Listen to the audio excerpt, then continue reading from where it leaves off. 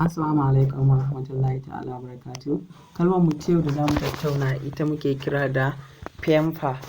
Pamper shine ka ba wani cikakkiyar kulawa ta wuce misali wacce mutum zai kai ga shagwabantuwa, to shine muke kira da pamper.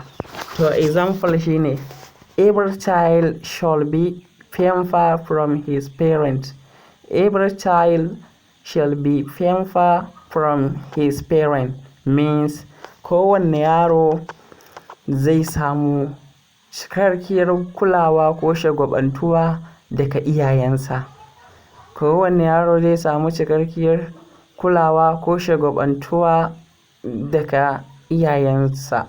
So sai kalma ta gaba shine muke ce mata evacuate, means turin je ka mutu ko kuma turin mugunta, ka tura wani zuwa ga wani guri da yake kasan gurin hatsari ne, yana da dangerous.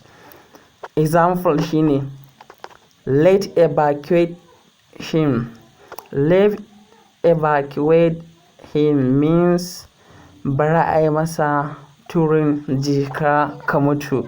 Sai kuma second example zaka iya cewa let me evacuate him means bari na yi masa turin mugunta ko kuma bari na yi masa turin je ka mutu.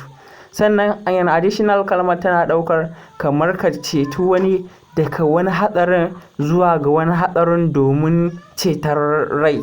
Wato ma'ana ka fita daga wani gurin da yake mai hatsari ne cikin matsanancin hali, maybe ko ka tsira baka da komai ko kuma ka rasa rayuwarka. To tana iya ɗaukar wannan shi ma.